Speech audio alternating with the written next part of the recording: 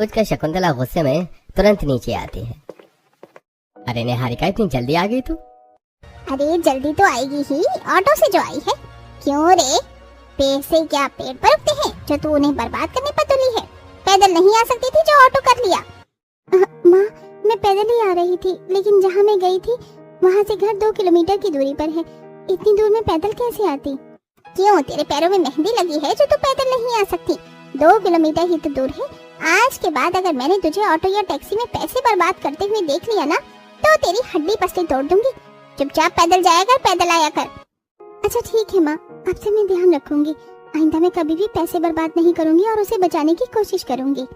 कोशिश नहीं, तुझे पैसे बचाने ही बचाने हैं। खर्च मत करना तू पैसे, और मुझे 1-1 रुपए का हिसाब चाहिए तुझसे। अच्छा ठीक है माँ।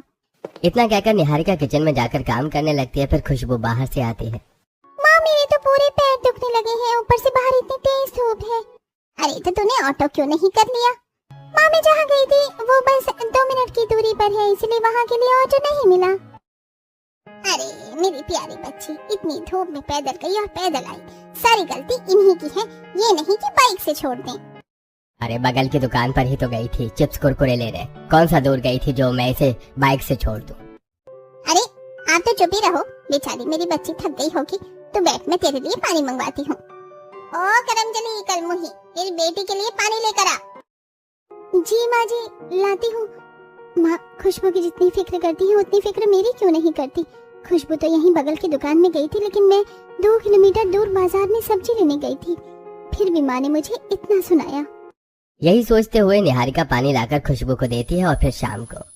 माँ, मुझे ना कुछ खाने का मन कर रहा है। हाँ माँ, मुझे भी कुछ खाना है, बहुत तेज भूख लगी है। अरे तो तुम दोनों इतना सोच क्यों रहे हो? बाहर से खाना ऑर्डर कर लो। क्या सच्ची माँ? हाँ, तो हम पैसे कमाते ही क्यों हैं? तुम दोनों के शौक पूरे करने के लिए ही तो। तुम सुबह में तो निहारिका को पैसे बर्बाद करने पर बड़ा ज्ञान दे रही थी, और अब इन दोनों को कुछ नहीं बोल रही। अरे आप चुप रहो, दिन भर उसकी साइड लेते रहते हो। ये हमारे अपने बच्चे हैं या वो? और वैसे भी अगर अभी खाना आएगा तो वो भी खाएगी ना, और तुम दोनों को जो मंगवाना है मंगवा लो। ठीक है माँ। फिर शिवम और खुशबू अपने पसंद का पिज्जा बर्गर सबके लिए ऑर्डर करते हैं। अगर खाना आएगा तो मैं भी तो खाऊंगी। चलो ठीक है, फाइनली इतने दिन बाद मुझे बाहर का कुछ खाने को मिलेगा। यही सोचकर निहारिका खुश हो रही थी और थोड़ी देर में खाना आ भी जाता है। आहा, क्या पिज्जा है, खाकर मजा आ गया। हाँ सच में पिज्जा तो बहुत टेस्टी है। माँ, मैं भी पिज्जा खा लूं? थोड़ी देर रुक जा, मेरे बच्चों को खा लेने दे, फिर तू भी खा लेना। कौन सी सुबह से तू भूखी है, जो अभी नहीं खाएगी तो मर जाएगी।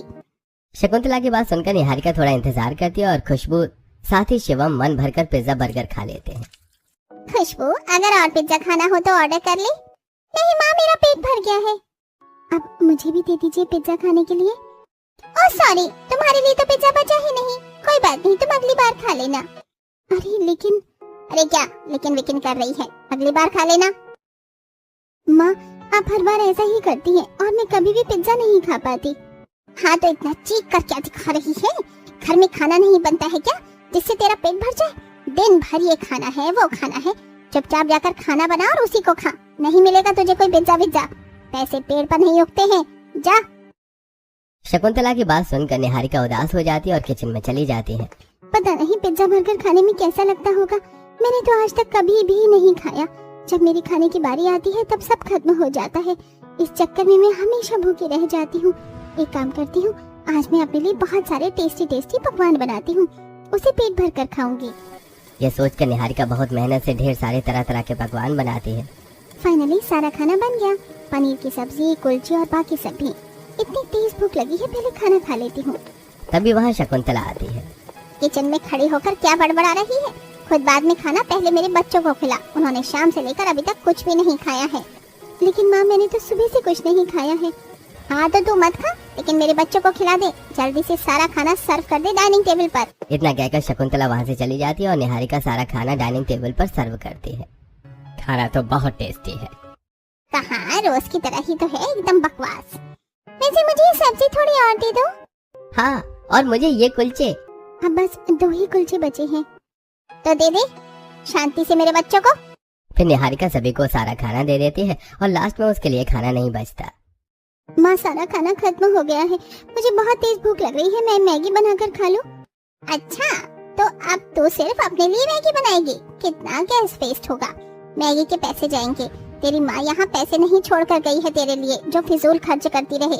ये नहीं कि थोड़े बहुत पैसे बचा ले। लेकिन माँ, मैं दोपहर को भी ठीक से खाना नहीं खाई थी, शाम को भी नहीं, और रात को भी मुझे कुछ खाने को मिला ही नहीं। हाँ तो एक दिन नहीं खाना खाएगी तो मर नहीं जाएगी। शांति से जा किचन का काम कर और सो जा। मेरा दिमाग मत खराब कर। जब देखो तब पैसे बर्बाद करती है। ये नहीं कि थोड़े बहुत पैसे बचा ले। शकुंतला की बात सुनकर निहारिका किचन में काम करने चली जाती है। मुझे इतनी तेज भूख लगी है और माँ मुझे कुछ बनाकर खाने को भी नहीं दे रही। पता नहीं माँ मेरे साथ ऐसा क्यों करती है। क्या मैं सौतेली बेटी हूँ इनकी? बस इसीलिए। सच में माँ, आप मुझे छोड़कर क्यों चली गई? अगर आप होती तो आप कभी भी मुझे भूख से सोने नहीं देती। भगवान जी, आपने मेरी माँ को मुझसे क्यों छीन लिया? इस तरह आए दिन निहारिका भगवान से गुजारिश लगाती और फिर सो जाया करती। फिर एक दिन, माँ मेरे सारे कपड़े फट गए हैं, आप मुझे कुछ नए कपड़े दिला दीजिए ना। हाँ तो कपड़े फट गए हैं तो उन्हें सिल ली। नए कपड़े खरीदने की क्या जरूरत है? तेरे ऊपर बर्बाद करने के लिए मेरे पास इतने पैसे नहीं है। लेकिन माँ, बाहर जाने के लिए मेरे पास एक भी अच्छा कपड़ा नहीं है, और फिर अभी संध्या दीदी की शादी पड़ने वाली है, वहाँ मैं क्या पहनूंगी? तो तू एक काम करना, पुराना पहन लेना, क्योंकि तेरी माँ तेरे लिए पैसों का पेड़ नहीं उगा कर गई है, इसलिए मैं तुझे कोई कपड़े नहीं दिलाने वाली। तभी खुशबू आती है। माँ, मेरे पास घर में पहनने के लिए एक भी नया कपड़ा नहीं है। मेरे सारे कपड़े पुराने हो गए हैं, आप मुझे नए कपड़े दिला दीजिए ना। अरे तो पहले तुझे बताना चाहिए था ना। चल आज शाम को ही शॉपिंग पर चलेंगे। ठीक है माँ, तो फिर मेरे जितने भी पुराने कपड़े हैं वो फेंक देती हूँ। अरे नहीं, फेंकने की क्या जरूरत है। ये गवार है ना, इसे दे दे, सिलकर पहन लेगी। ओह, तेरे पास कपड़े नहीं थे ना?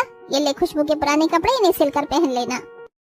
इतना कहकर शकुंतला खुशबू के पुराने कपड़े निहारिका को दे देती है और वहाँ से चली जाती है। पता नहीं माँ मेरे साथ ही इतनी कंजूसी क्यों करती है, जबकि खुशबू पर तो बिंदास पैसे लौटाती है। क्या मुझे भी कभी आजादी की जिंदगी मिल पाएगी, जहाँ जब मेरा मन करे, जो मन करे वो मैं खरीद सकूं? निहारिका अक्सर यही सोचा करती और इसी सोच के साथ जैसे जैसे अपनी जिंदगी बिताती। इसी तरह एक दिन, ये देखिए, इस अमीर घराने से आया है आपकी बेटी निहारिका के लिए रिश्ता। बोलिए, रिश्ते के लिए हाँ कर दूं? नहीं नहीं, बिल्कुल नहीं। इतने अमीर घराने में मैं उस गवार कलमोही की शादी करवाऊंगी? बिल्कुल नहीं। कोई गरीब घर का रिश्ता आए तो मुझे बताइएगा। भला वो क्यों? अमीर घराने का रिश्ता है, ऊपर से दहेज भी नहीं मांग रहे हैं, तो फिर आप ऐसा क्यों कह रही हैं? अरे लेकिन, अरे क्या माँ, आप भी जब बिना दहेज के इस गवार से हमें छुटकारा मिल जाएगा तो आप इतना क्यों सोच रही हैं?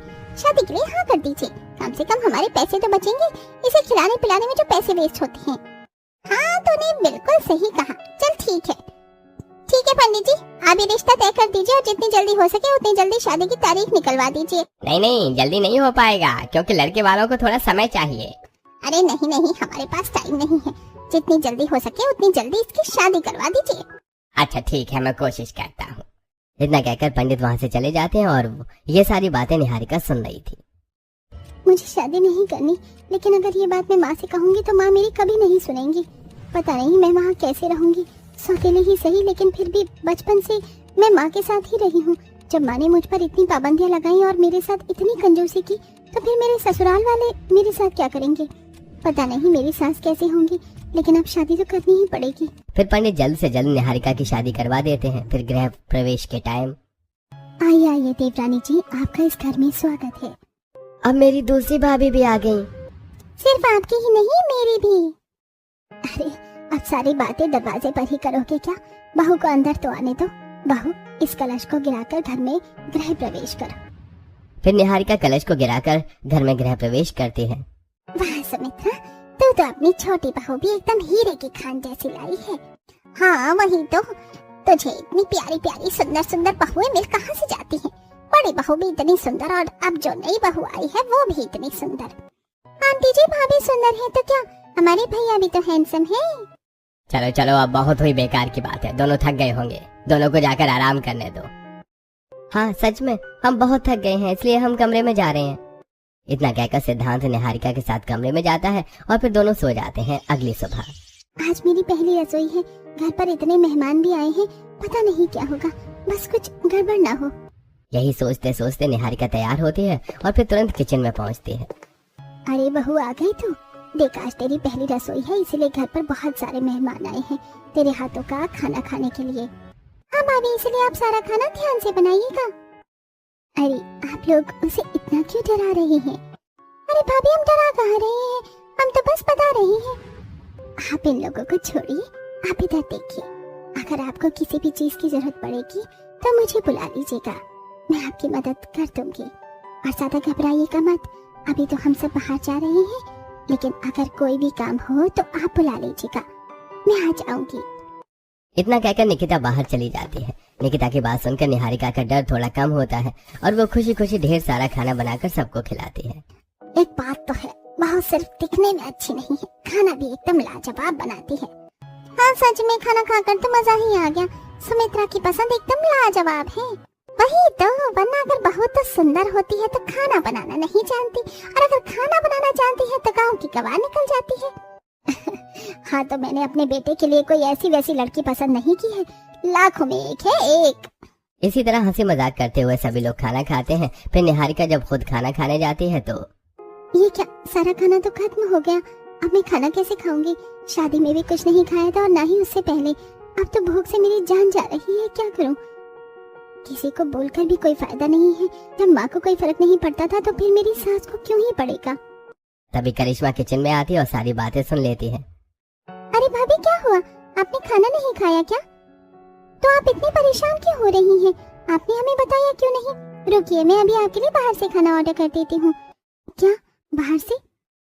हाँ भाभी, ऑब्वियसली, अगर अभी आप खाना बनाएंगे तो फिर और कितनी देर आपको भूखा रहना पड़ेगा, इसीलिए मैं माँ से बात करके खाना ऑर्डर कर देती हूँ। ऐसा कहकर करिश्मा निहारिका के लिए ढेर सारा खाना ऑर्डर करती है। बहुत सारा काम छोड़ो, पहले खाना खा ले। क्या इतना सारा खाना? भाभी ज्यादा कुछ नहीं है, बस 2-3 पिज्जा और 1 बर्गर ही है। आप आराम से खा लीजिएगा, और अगर बच भी गया तो फिर क्या दिक्कत है, लेकिन कम नहीं पड़ना चाहिए। हाँ निहारिका, जल्दी से तुम खाना शुरू करो, वरना तुम्हारी सेहत पर असर पड़ेगा। ठीक है। फिर निहारिका पिज्जा खाने लगती है। वाह, ये लोग मेरी कितनी केयर कर रही हैं और मेरे लिए इतना सारा खाना बाहर से ऑर्डर कर दिया।